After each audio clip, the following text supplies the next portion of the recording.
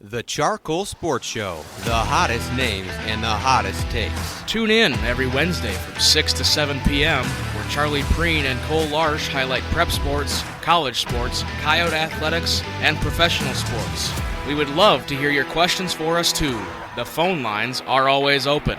Tune in to the CharCole Sports Show each Wednesday from 6 to 7 p.m. to hear the hottest takes on KAOR Vermilion.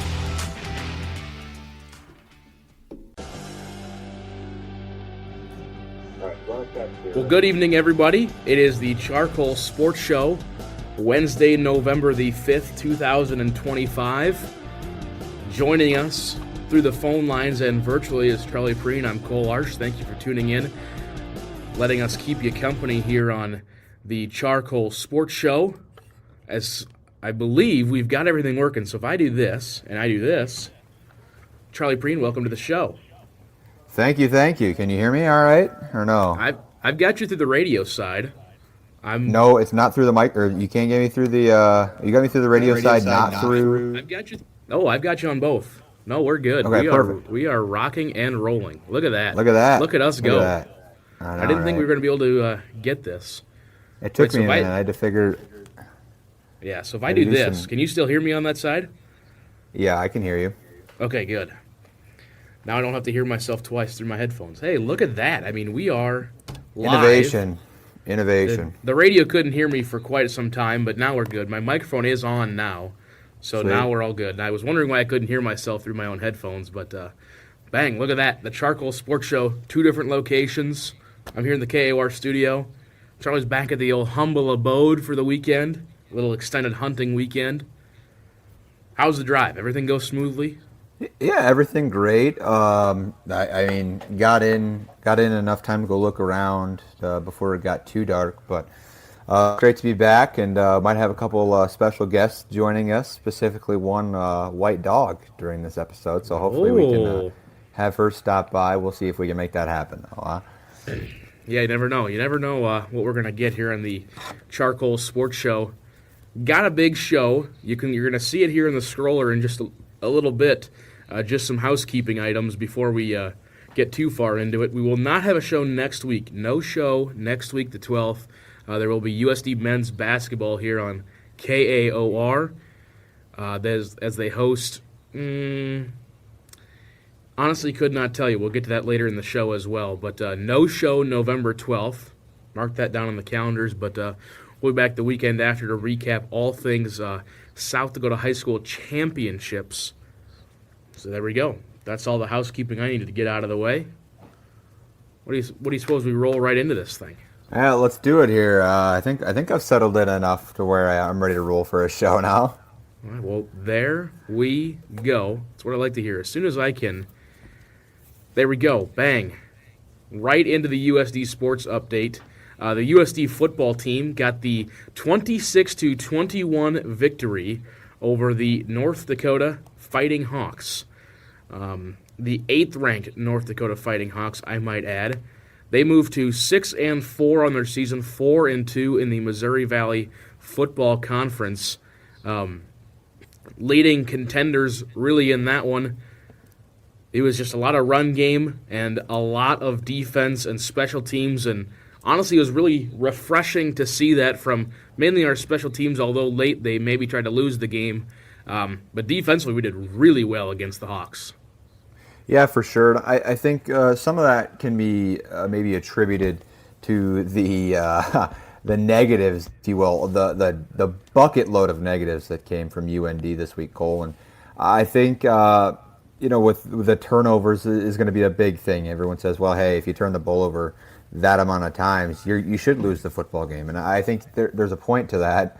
But at the same time, USD capitalized on those, and that marks something of importance as well, too. And I want to ask you this, Cole.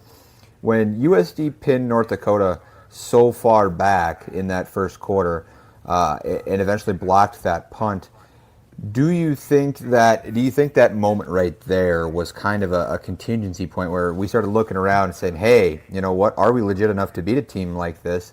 Just because they have a number next to their name doesn't mean they're better than us.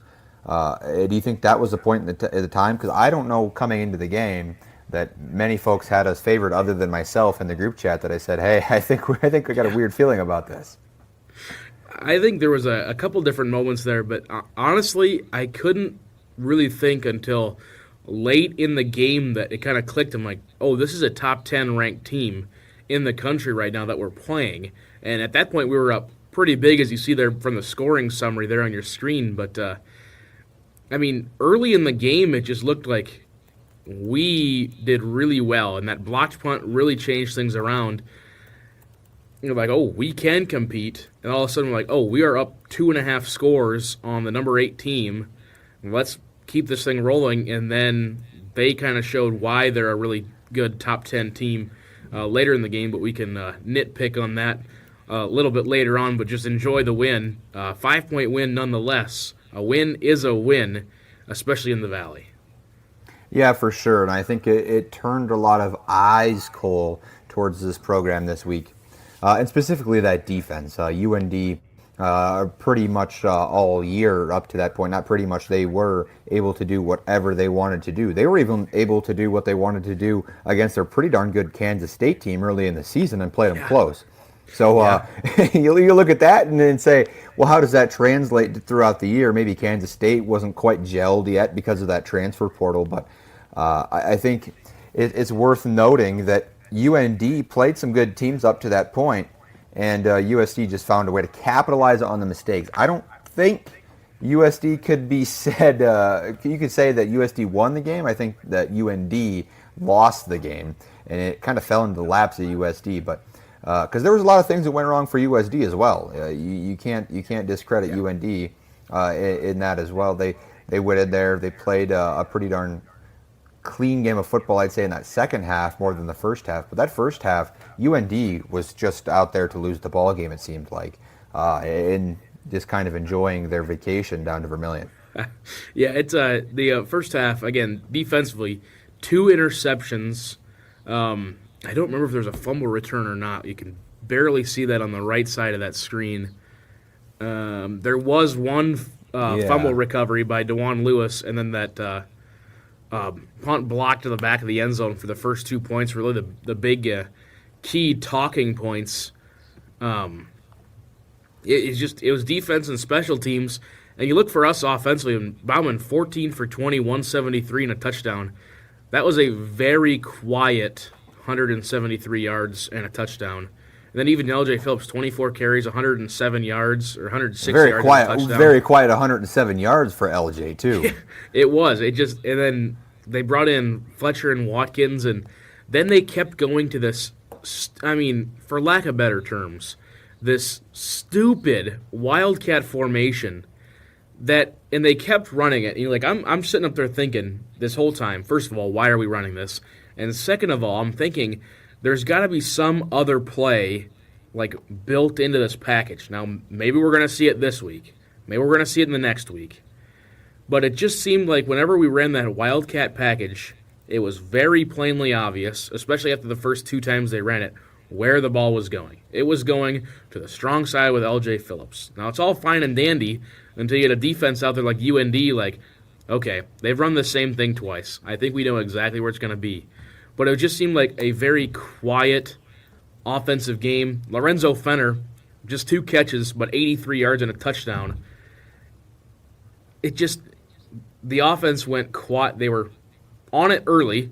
The first 2 drives were huge. Again, going down all the way to the 1 yard line or whatever it was and getting stopped. And then getting another drive for the touchdown to make it 9-0. But then after that, we really didn't see much out of the offense. Yeah, and, we've had this conversation. We had this conversation last week, Cole. But what we talked about was how do you explore, what's the word I'm looking for? Not fun, but how do you explore explosiveness as well as maybe a differentiation in what you're doing out there and putting out there for a product. And I don't know if they listened to our show last week and said that you got to change something up, but that Wildcat formation seemed like they were trying to address some sort of statement that was said about them, because it seemed like, Cole, that it was, all right, we're going to line up on a semi-crucial down and line up in the Wildcat, and you're going to have to stop us. Now, Cole, maybe they're setting something up, and that somewhere coming up here, we're going to see a pop pass or an end around out of that formation, and who knows how well L.J. Phillips can throw the ball. But I think they're setting something up, but they're also trying to make some sort of statement in the aspect that, yeah, I think we have to explore the options. We have some pretty explosive, that's the word I'm looking for, explosiveness on offense. We have some explosive guys on offense. How do we get them the ball? How do we get the ball into their hands? And how do we get them in open space? And I think the Wildcat is probably the elementary level way of going about that. And it seemed a couple times too that, because eventually they kept lining up in it, like at one point 3 plays in a row.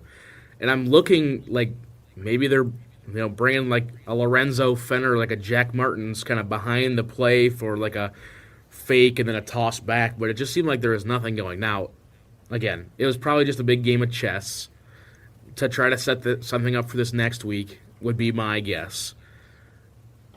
I just don't think you can. There seems to be very little reason to just set up a play against the number 8 team just so we can use the variation next week. But again, a win is a win. Let's enjoy it while it lasts. That was, at one point you could argue, probably the second toughest game in our last 4, because we kind of talked about it. The Illinois State game was probably the easiest out of the last 4. But that's now probably the toughest game as we kind of look ahead to next week. I just don't think that's the game you want to be trying things out on the offensive side of the ball. But no, you never know. But that's what they did last year up in Brookings. So you think about that last year. They go up to Brookings, Cole, and at one of the most crucial moments of the year, we decide to go QB2 in a shotgun snap. How'd that go, Cole? You remember? Well, we had to because Bauman got snapped back on a sack and lost his helmet, so he had to come out for a play. You are right. But it did not work well. He fumbled the snap. We lost 6 yards, and Leyland missed the game-winning kick short by a yard. So if my memory serves me correctly, which I believe it does, because I was getting cute against the Bunnies isn't something that the Yotes are scared to do, I'd say. Well, you never know what they're going to have to pull out, as we've been talking about the next game for South Dakota. First of all, the Valley standings. Sure. Currently sit solid there in third. NDSU, I don't think there's any debate that they are the title favorites. Not even just the Valley title, but the national title favorites. North Dakota, that was just their first loss. Because where Tom and I sit in the dome, the visiting radio is in the booth directly next to us. And in the postgame, they had people going in and out and stuff, and whatever. And they said we had snapped a 5-game winning streak for North Dakota. Yeah. Yeah, they were in a good spot there in the Valley, Cole. They were on a roll, too. Yeah, but if you look at the end of their schedule, Cole, I wish it was a point we would have brought up last week on the show. Go look at the last 3 games of their schedule, and you ask yourself, all right, well, you kind of, if you got to pick and choose your schedule, that's not how you want your schedule to go. North Dakota goes USD, which they probably thought was their easiest game, and looking past us, and I'm sure that's what they did coming into it. They're looking past us the next game the week after. What? I'm just looking at the schedule right now. Oh, yeah. I don't know if you can get a screenshot of that up for our viewers watching on the good old computer or YouTube stream, but it's tough, to say the least, and I really hope we can show. Hopefully my mic sounds okay. I think it sounds fine. It sounded fine when I turned it on to test it. I'm going to load this in here. Hopefully it sounds better now. But, no, I just think that with a schedule like that, it's easy to look past the Yotes, and I'm sure that's, to some effect, what happened, Cole. As soon as I can find it on my desktop. Here we go. And a 1, and you a gotta 2, see this. and boom. Check this out. And that's I mean, I even went back a game. So they hosted Indiana State, traveled to South Dakota. They host NDSU. Then they travel to Murray State. And then they host South Dakota State. Those are their last 5 games on the schedule for the North Dakota Fighting Hawks. Yeah. So is it a good time to turn the page while you leave the screenshot up, because the top team and the bottom team just so happened to play last week, Cole, and it turned out a little different than most folks thought it was going to say the least. Yes, I think it'd be fair to say that it turned out way different. South Dakota State as 32.5-point favorites lose to Indiana State 24-12 in what has been described by Matt Zimmer, longtime beat writer for SDSU for the Argus Leader, now Sioux Falls Live, described it the worst loss in Dana J. Dykhouse Stadium history. And yeah, I don't think he's kidding, Cole. They lost, I believe. I saw a comment that said they lost to a D2 Wisconsin lacrosse team or something like that a few years back. Not a few years back, but when the stadium first got put about. And there was also a loss to UNI on Hobo Days a few years back. That was a bad loss as well. But no, this one's up there with one of the worst of all time in the history of the sport. In fact, they were talking about it in a comment section that I got a kick out of. But it was up there with the who was it? Who did Michigan play that one year that they got knocked off? Appalachian State, wasn't it? Yeah, App State? Yeah. App State went in and beat Michigan. It's up there with that as far as like what Vegas thought versus. Yeah, because I think Michigan was 33.5-point favorites of that game. Sure. And SDSU was 32.5. So there were some folks digging online. And according to Vegas, if you did the math out, it was about a 5% chance that Illinois State won per Vegas, which I think is a high number to say the least. Oh, but yeah, they came in with a 5% chance to win. And SDSU did shoot themselves in the foot. I watched most of the second half, but it's not like they could have strung it together at some point and found a way, like a good team does.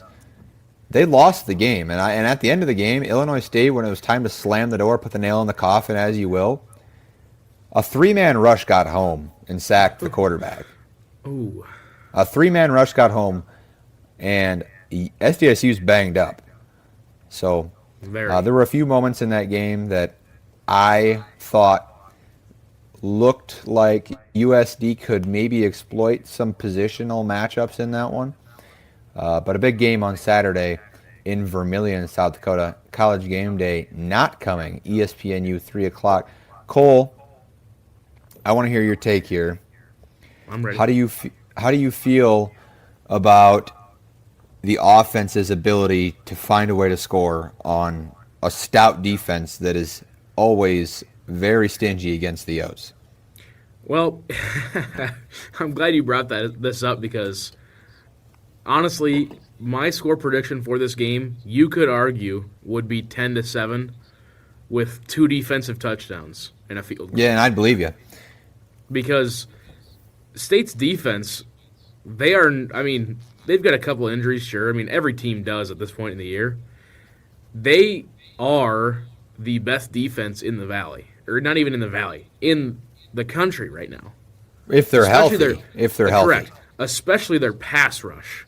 Sure. Which, that's going to be a big key that they're going to key on this week, is try to get home to Bauman, because UND did a pretty good job of it. Bauman did a better job of scrambling. Took 4 sacks, I think it was, but he probably should have been sacked about 7 or 8 times. I like that. This game has honestly, it has a good possibility of being 10-7 with 2 defensive touchdowns and a field goal. Either way, right now SDSU officially opens up as 6.5-point favorites inside the Dakota Dome. There were many folks on the social media platforms that you and I subscribed to believed it should have been closer to 3 or 2.5.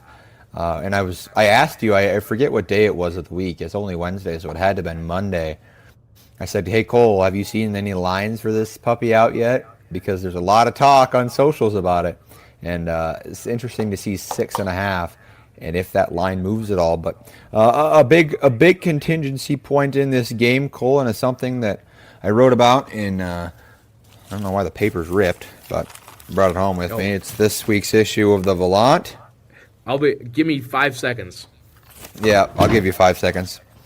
While Cole's gone, check out this week's edition of the Volant, and the article that is just so happened to be being in there twice, which Cole will show you in just a moment because his will look a little better than mine.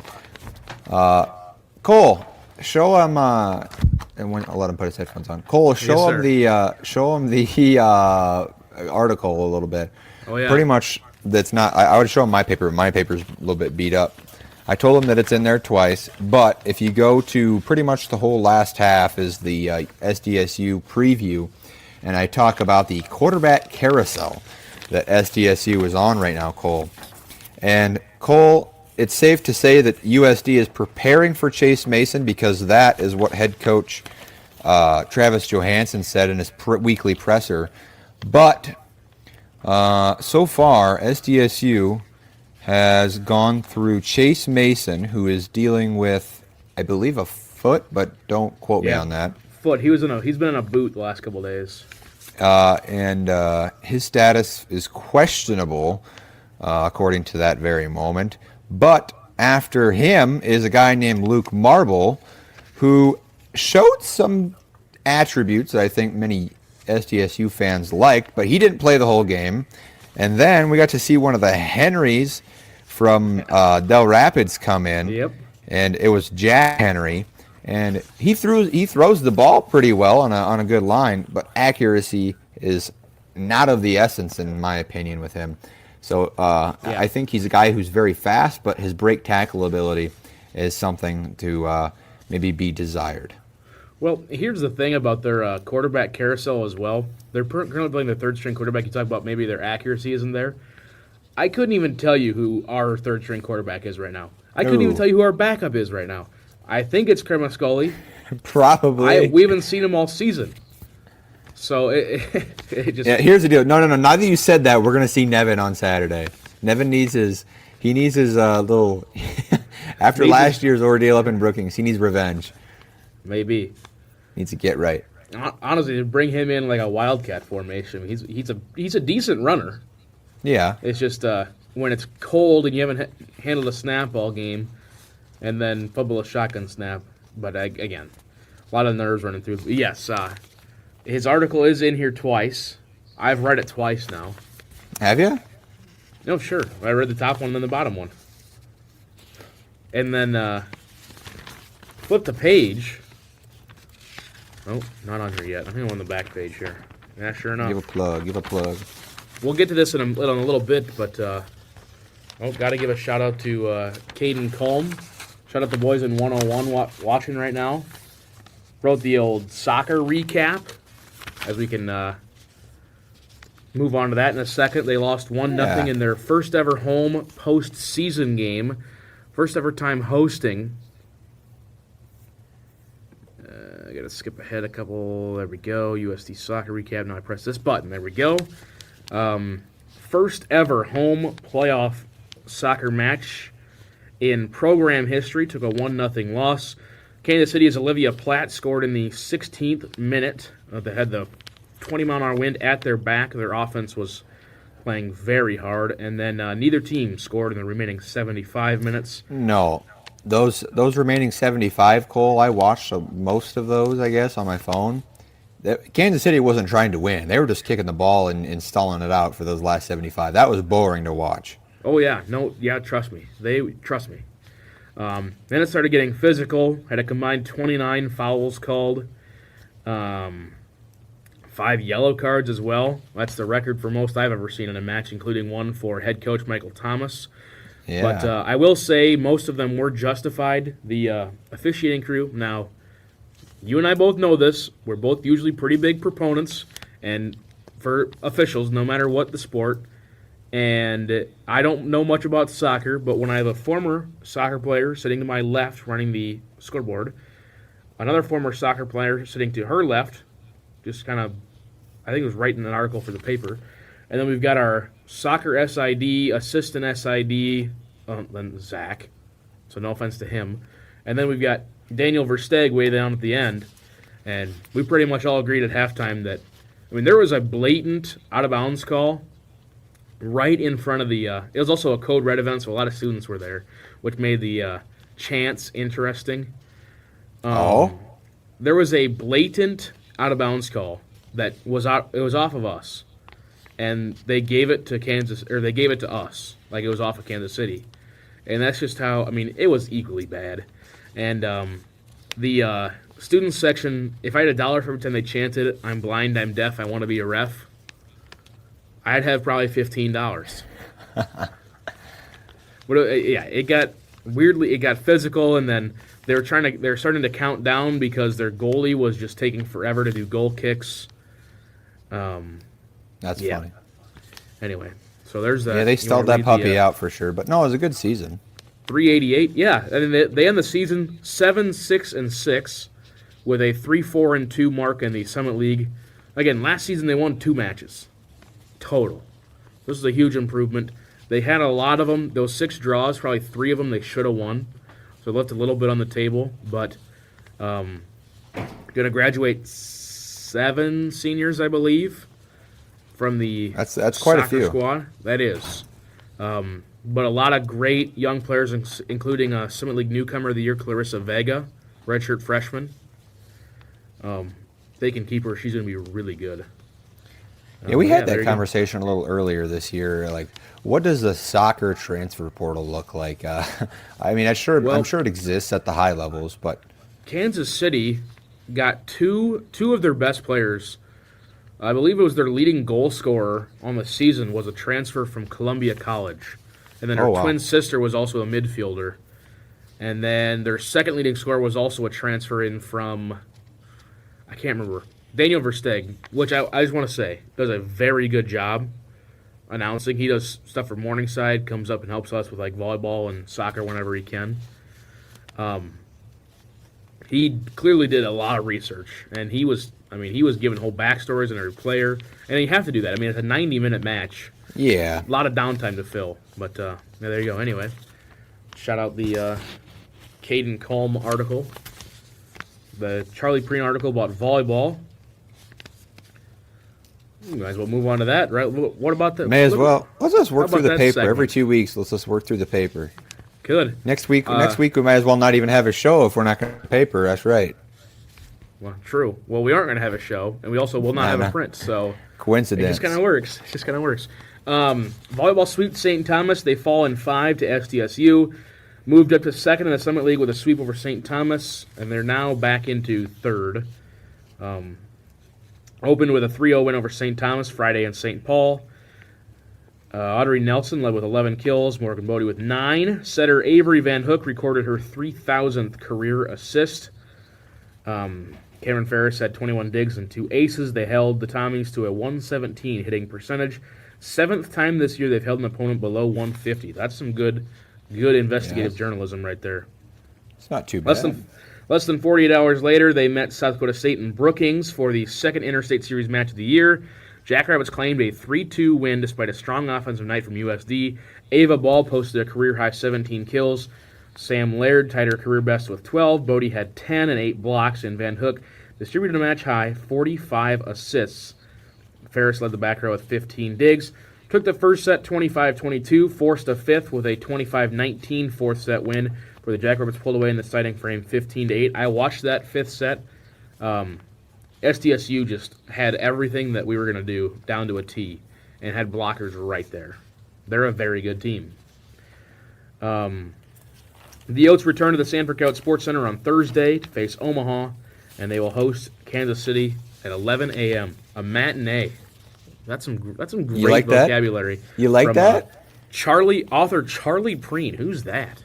when I wrote that, I was like, does matinee even fit that? So I deleted it, and then I put it back in there, and I sat there and I looked at it. I'm like, I'm going to keep it. Yeah, I've looked, and because I wrote in one of my first articles this year, I was like, what even is it? Like, you always hear it. So I had to look up, I'm like, what is it? It's like an early afternoon or late morning, early afternoon movie showing. Well, there you go. Yeah. Typically on the weekend. Come to the show. Yeah.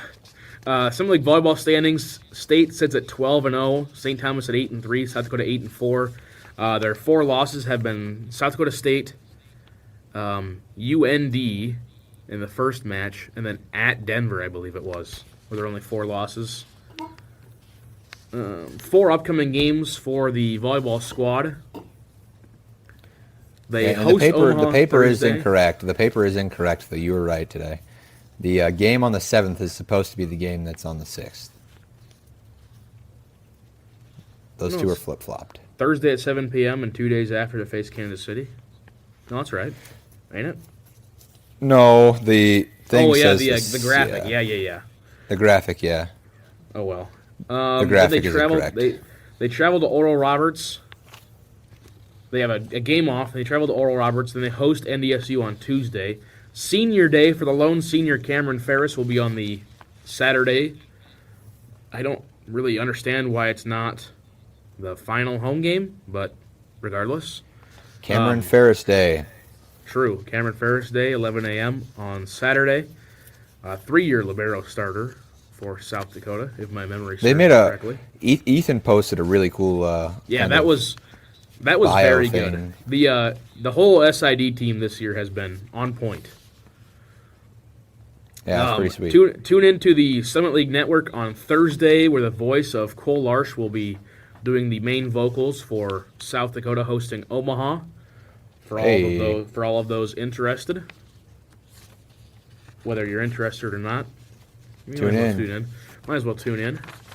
And then we move to probably the worst article in the paper. Oh, we just had that. The basketball teams. Basketball teams, they split their season opening doubleheader. The women defeated York University, Nebraska, 104-33, while the men fell to Utah Tech, 81-79 in overtime. All 14 Coyotes who played scored in the win for the women. The team's 104 points are the second highest tally for an opening game in program history, behind a 1991 win in which the Coyotes scored 107 points against Rockhurst. It is also, I believe, 17 points shy of the all-time scoring record for a game. 121 points they scored at one point. Coyotes featured 13 new players, 4 freshmen and 9 via the transfer portal, and 2 returners from the 2024-25 season. Senior transfer Elise, I'm going to be honest, don't know how to say this last name. Tom said it 9 times. From Tarleton State, scored 16 points, went perfect on the free-throw line. Junior transfer Katie Ryerson from Northern Iowa also had a career-high 16 points. And true freshman Alyssa Bartlett notched 11 points, 9 rebounds, 4 assists, and 4 steals in her first collegiate game. They opened to a 30-2 first-quarter lead and never looked back. They shot 40 for 78 from the field, 20 for 24 from the free-throw line. I purposely did not include the three-point statistic because I think we went like 3 for 17. But we scored 104 points. Let's talk about York's offensive explosion in that fourth quarter, Cole. Huh? A 16-point quarter. Listen, they honestly came out in that fourth, and we had clearly, like, it was a 70-point game. Like, our offense was just move. And Carrie Amy even said it in her post game. She's like, that fourth.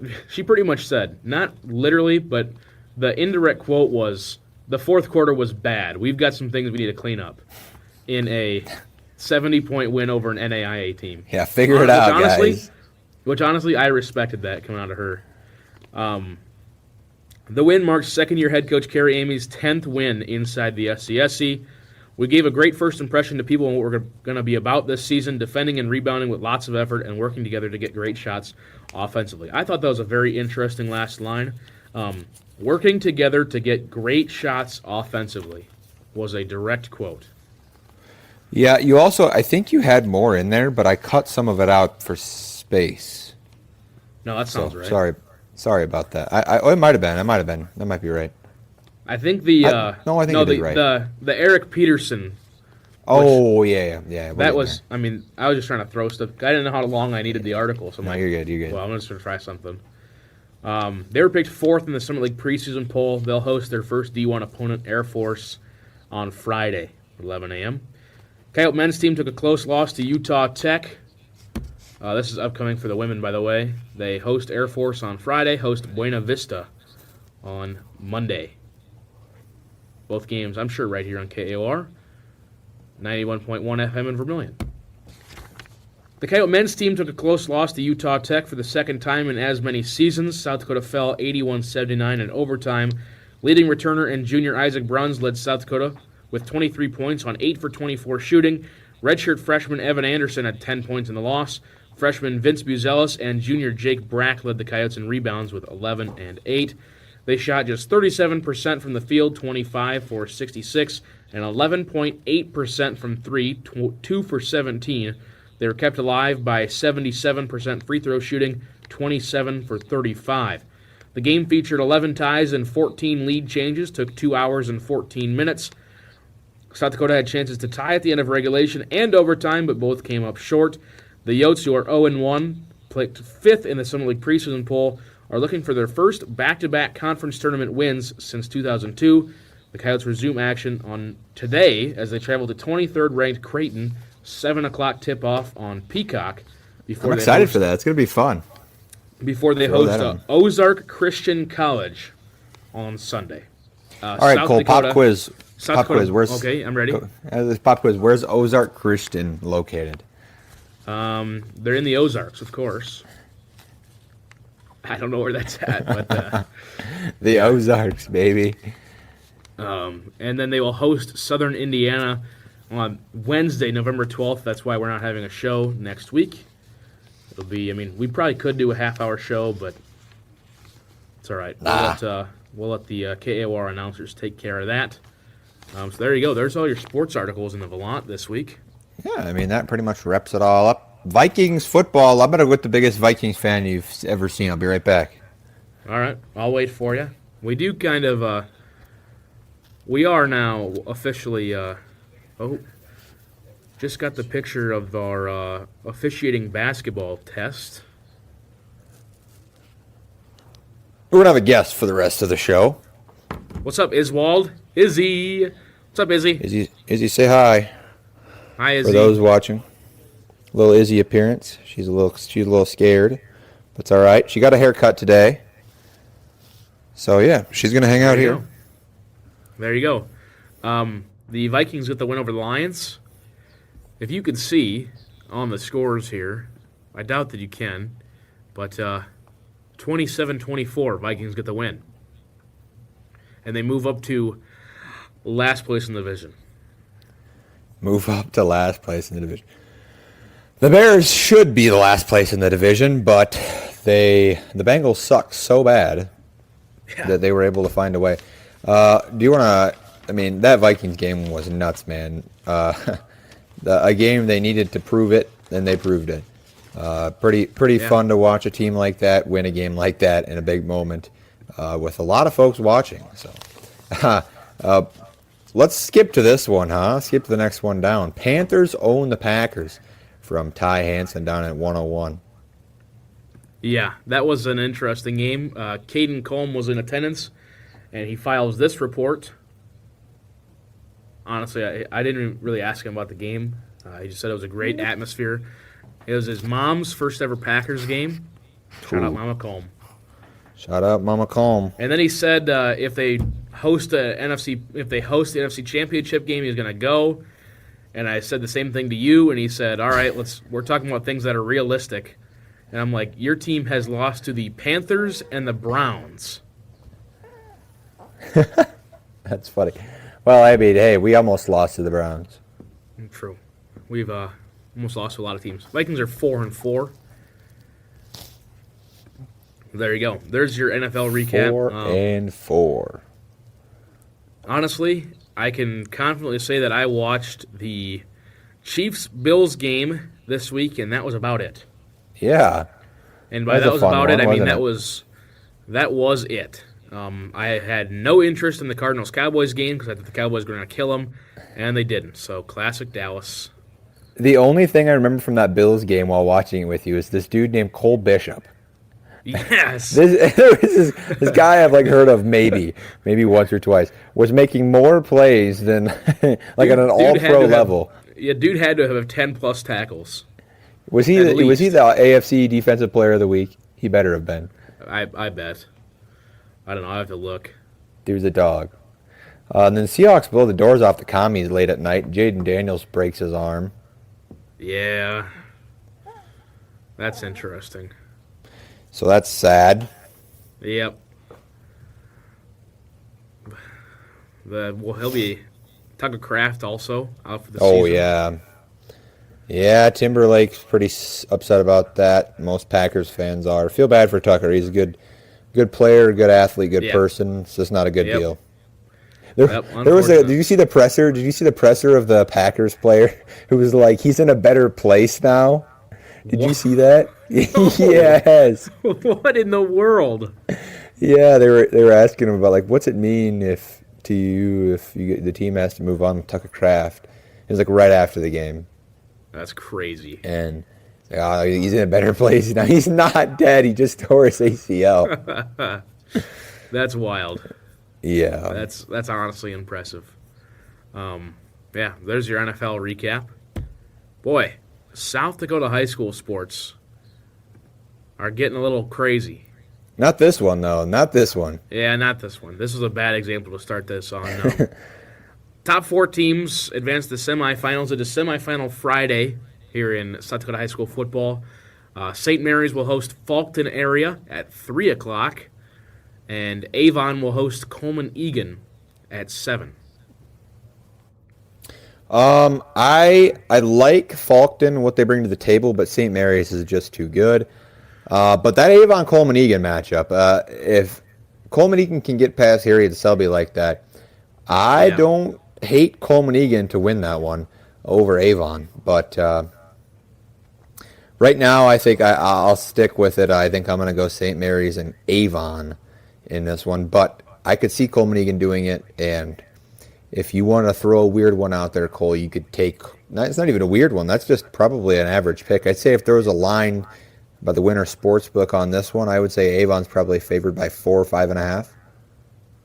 I'd say probably a touchdown. Touchdown? You never know. The one and only South Dakota Sports Broadcasting Hall of Famer, Joe Van Gore, on the call for that one. In Class 9B. I believe both of our picks are still alive, as I think we both picked St. Mary's over Avon, I'm sure. Yeah, that's not even a safe pick. That's just a smart pick. Yeah. We move up to 9A. It's a little bit interesting there on the right side of the bracket, or the bottom side. Wall and Phillip. Again, Wall should have no problem with that one. And then no, not at all. Howard upsets number 2 Warner 28-21.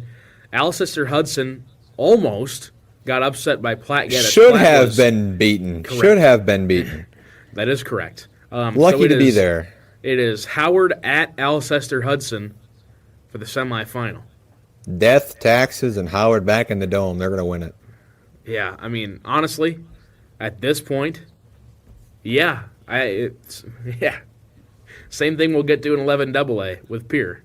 It just right. I'm about to say the same thing. They're picking up momentum right at the exact time. So there's your semifinal matchups. 9AA, Freeman Marion Freeman Academy will host Hamlin. Both those got pretty ugly on that side.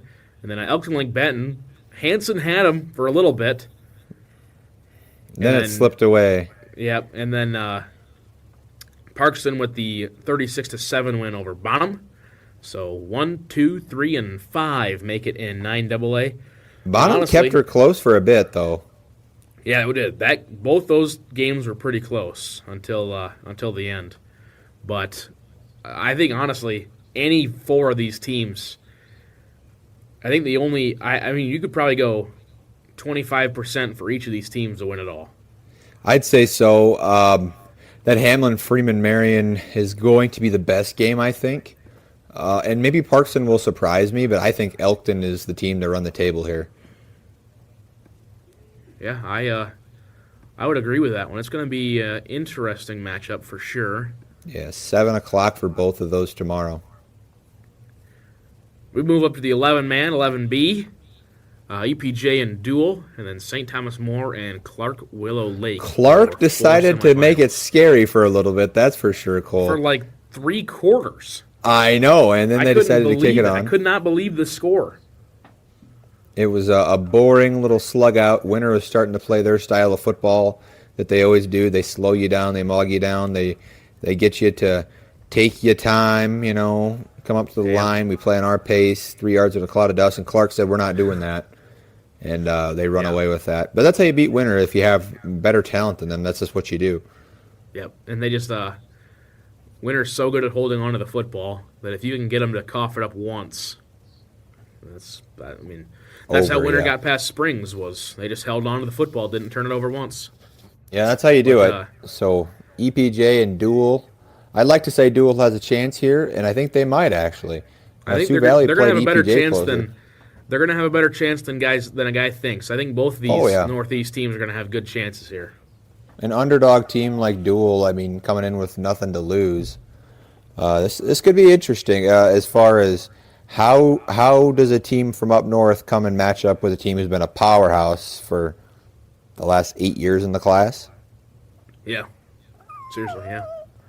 But I think it's going to be Elk Point, Jefferson, and it's going to be a long trip for Clark Willow Lake. But if they can get over the bus ride, I think they're going to give them a good run.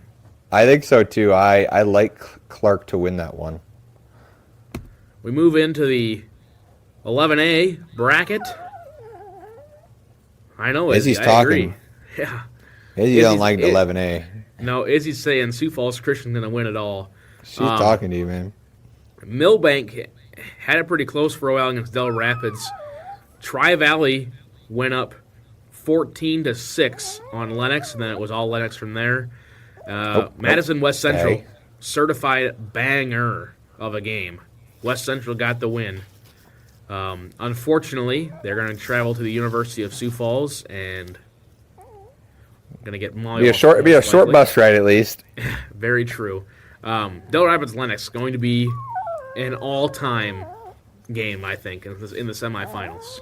Yeah, and our good colleague Connor Singeisen will be the head linesman in that one. There you go. Yeah, he said he was going to have that one. He's like, I hope it's good. I'm like, that might be the best semifinal. That is the game this week. Yeah, I honestly think so.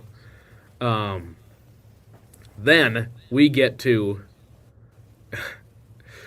get to a mess. Class 11 AA. I cannot believe Watertown didn't win that football game. I'm just going to go through the scores here. Yankton beats number 8 Spearfish 12-7. Number 4 Sturgis beats number 5 Watertown 28-21. Number 2 Huron beats number 7 Brookings 7-2 in the rematch. And Pierre beats Thierry at 41-7. I mean, that two came late though. That 2 came very late.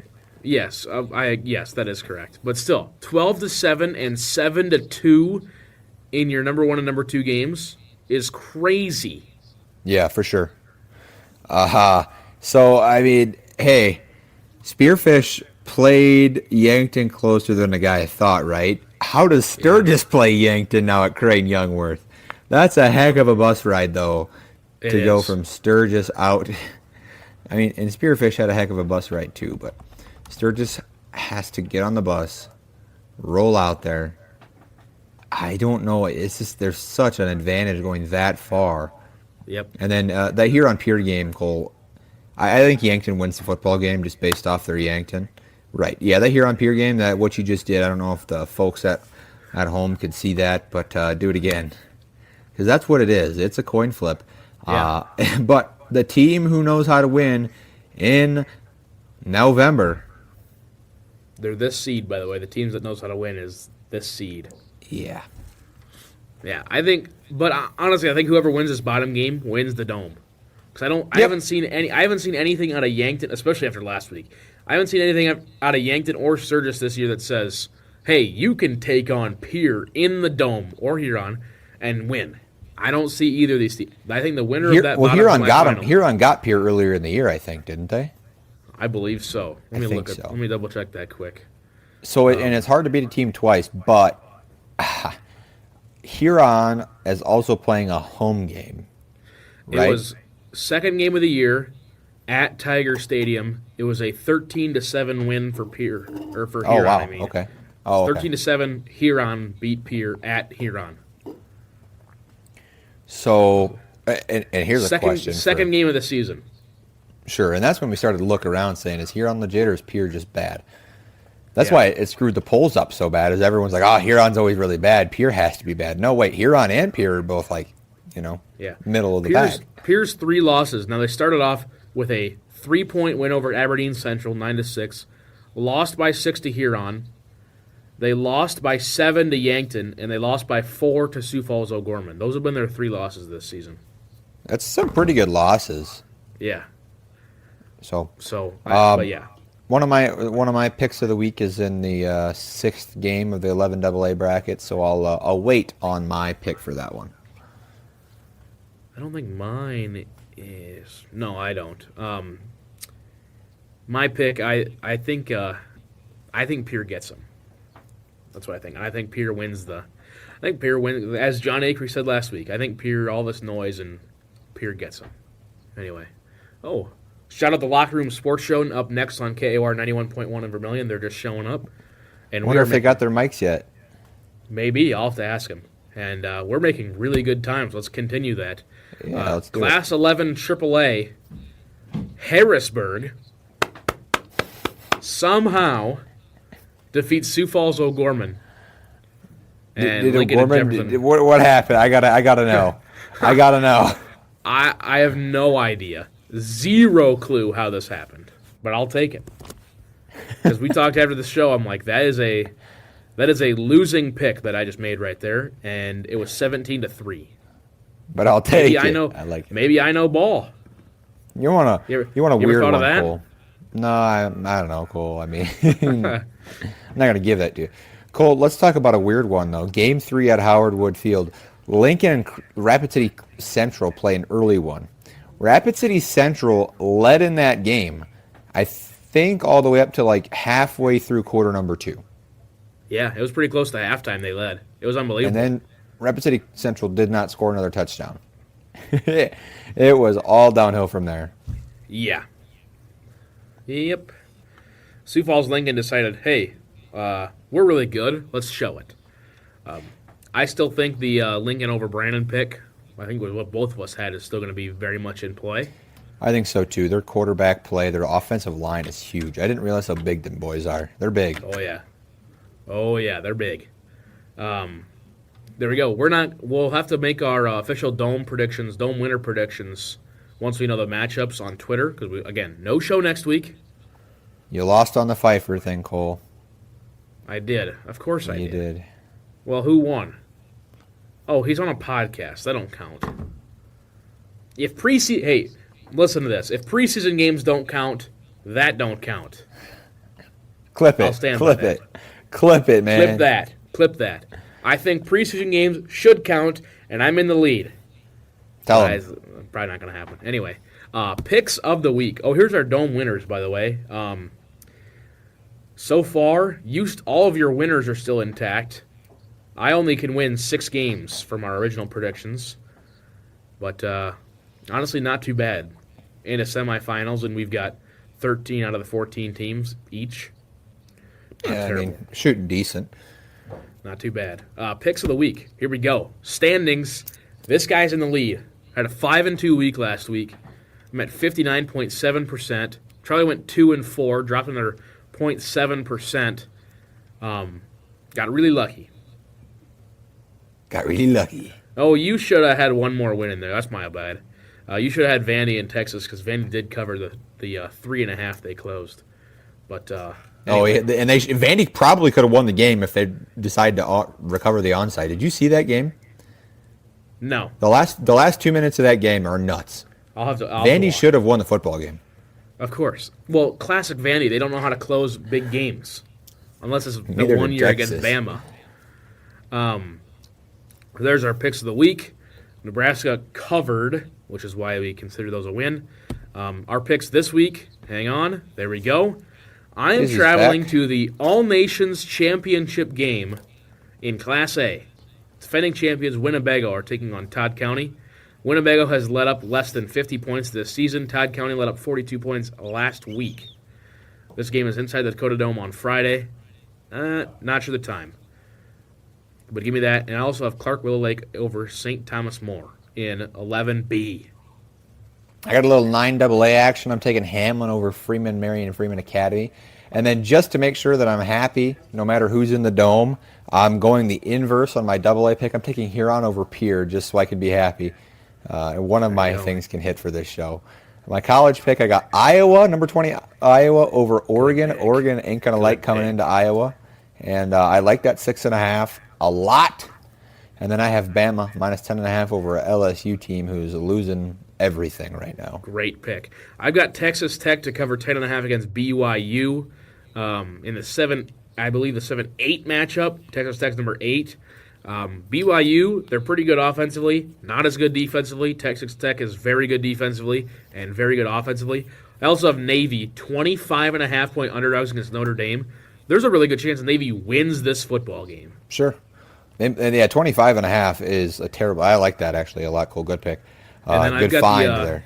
The Colts to cover against the Falcons and the Steelers +3 against the Chargers. I got the Bucks minus 2.5 over the Patriots and the Chargers minus 2.5 over the Steelers. And the Bucks are the Bucks. Okay, I think they're both right. Verify those lines, Cole, before next week. But yeah, that's it. I'll get them for next week. And that, just like that wraps up the show. Charlie, thanks for joining me virtually as always. I'll see you Tuesday night. Hopefully I'm coming back sooner than that because I got a dead deer, but we'll see. There we go. He's been Charlie Prien. I've been Cole Larsch. Thanks for tuning in. CharCole Sports Show.